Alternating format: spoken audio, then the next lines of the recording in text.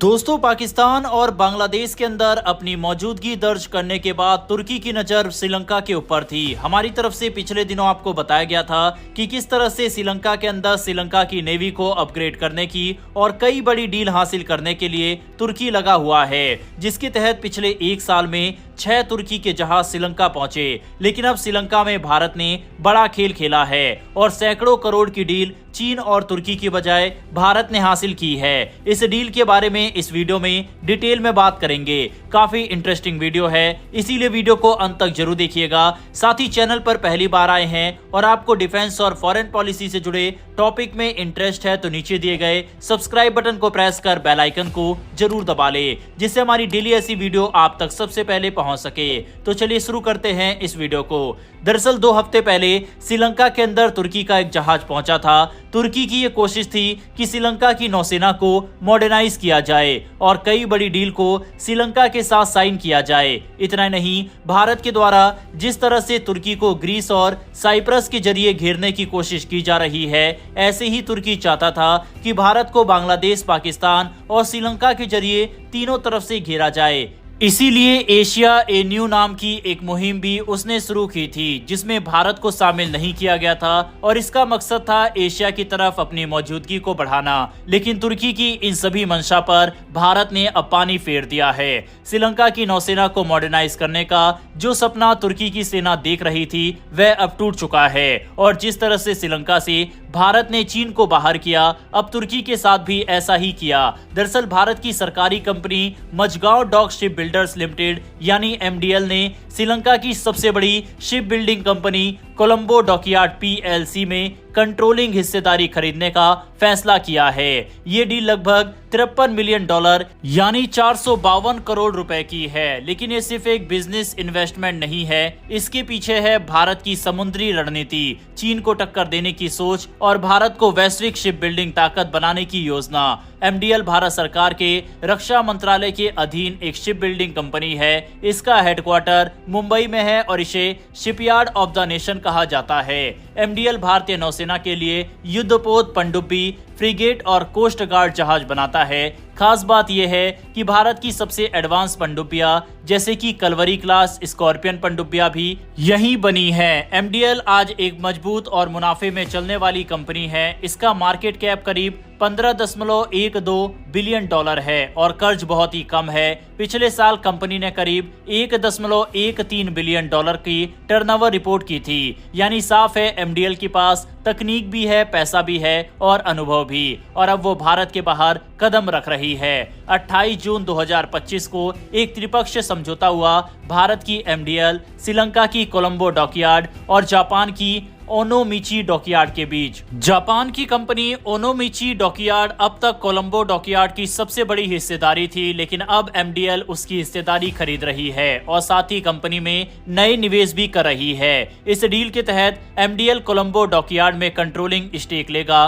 कुल डील की वैल्यू होगी करीब $52.96 मिलियन यानी 452 करोड़। इसमें प्राइमरी इन्वेस्टमेंट भी होगा और सेकेंडरी शेयर खरीद भी। मतलब अब कोलंबो डॉकयार्ड भारत की MDL की सब्सिडियरी कंपनी बन जाएगी। ये MDL की पहली इंटरनेशनल डील है और इसे एक बहुत बड़ा रणनीतिक कदम माना जा रहा है। अब सवाल ये उठता है कि श्रीलंका की सबसे बड़ी शिपयार्ड कंपनी को भारत से मदद की जरूरत क्यों पड़ी। दरअसल श्रीलंका पिछले कुछ सालों से गंभीर आर्थिक संकट से जूझ रहा है। कोलंबो डॉकयार्ड भी वित्तीय संकट में थी और डिफॉल्ट के कगार पर खड़ी थी। उसके पास काम तो था लेकिन पैसे नहीं थे।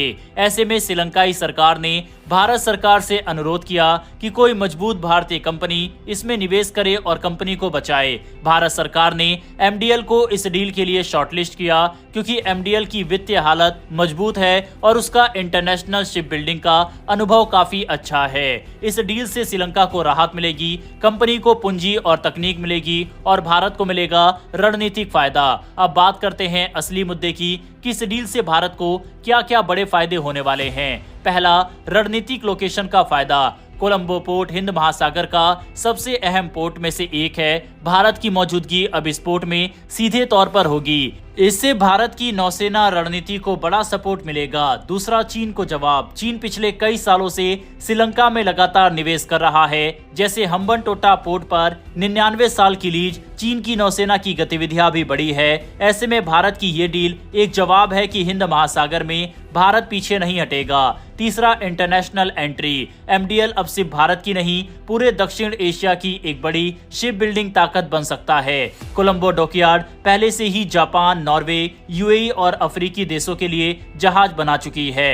अब एमडीएल इन सब क्लाइंट्स तक सीधी पहुंच बना लेगा। चौथा, भारतीय सप्लाई चेन का विस्तार। कोलंबो डॉकयार्ड अब भारतीय तकनीक और सप्लाई चेन का फायदा उठा पाएगी। इससे दोनों देशों की इकोनॉमी को सपोर्ट मिलेगा। कोलंबो डॉकयार्ड कोई आम कंपनी नहीं है, ये श्रीलंका की सबसे बड़ी शिपयार्ड है। 50 साल से ज्यादा का अनुभव और अब तक इसने cable layer ship, offshore support vessel, tanker, patrol boats और स्पेशल सर्विस वेसल्स बनाए हैं। क्लाइंट्स में शामिल है Japan, France, UAE, Bharat, Norway और अफ्रीकी देश। अभी भी इस कंपनी के पास $300 मिलियन से ज्यादा के प्रोजेक्ट पेंडिंग है, लेकिन संसाधनों की कमी की वजह से वो रुके हुए हैं। एमडीएल के आने से इन प्रोजेक्ट में जान आएगी, कंपनी की आर्थिक स्थिति सुधरेगी और नए ऑर्डर भी आएंगे।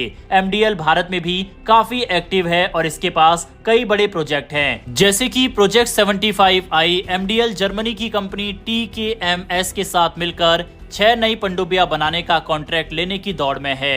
ये सब AIP टेक्नोलॉजी से लैस होंगी और इनकी अनुमानित कीमत है करीब 70,000 करोड़। दूसरा, scorpion class submarine new batch. Bharat सरकार 3 और स्कॉर्पियन क्लास पनडुब्बियां बनाने की योजना पर विचार कर रही है। इनका कॉन्ट्रैक्ट भी एमडीएल को मिल सकता है, जिसकी कीमत है करीब 38,000 करोड़। मतलब साफ है, एमडीएल का भविष्य काफी उज्जवल है। वहीं अब जब अंतर्राष्ट्रीय स्तर पर इसकी मौजूदगी बढ़ेगी तो कंपनी ग्लोबल मार्केट में एक बड़ा नाम बन सकती है। ये डील सिर्फ एक बिजनेस डील नहीं है, ये है भारत की समुद्री रणनीति का हिस्सा। चीन हिंद महासागर में लगातार अपनी पकड़ मजबूत कर रहा है। वो स्ट्रिंग ऑफ पल्स नीति के तहत श्रीलंका, म्यांमार, पाकिस्तान और अफ्रीकी देशों में बंदरगाह बना रहा है। भारत को अपनी सुरक्षा के लिए रणनीतिक तौर पर जवाब देना जरूरी था और एमडीएल की ये डील उसी जवाब का हिस्सा है। अब भारत के पास श्रीलंका के सबसे अहम पोर्ट में मौजूदगी है और वो भी एक प्रमुख कंपनी के जरिए। आपको बता दें कि श्रीलंका की नेवी को मॉडर्नाइज करने के लिए ही तुर्की की नजर पिछले 2 सालों से थी। अगर हम पिछले 1 साल में ही देखें तो तुर्की के द्वारा 6 जहाज को श्रीलंका के अंदर भेजा गया।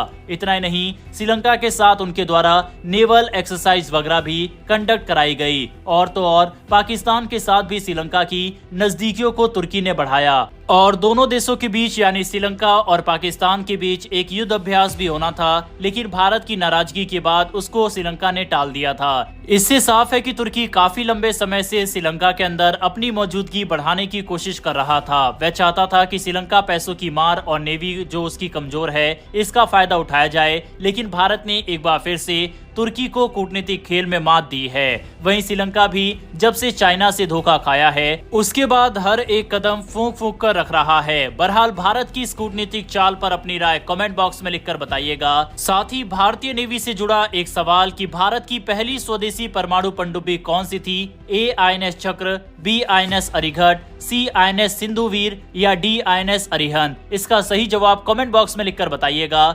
फिलहाल दोस्तों इस वीडियो में इतना ही। इन्फॉर्मेशन और वीडियो पसंद आई हो तो वीडियो को लाइक करके डिफेंस से जुड़ी ऐसी वीडियो के लिए नीचे दिए गए सब्सक्राइब बटन को प्रेस कर बेल आइकन को जरूर दबा लें। फिर मिलेंगे ऐसी एक नई वीडियो के साथ। धन्यवाद। जय हिंद, जय भारत।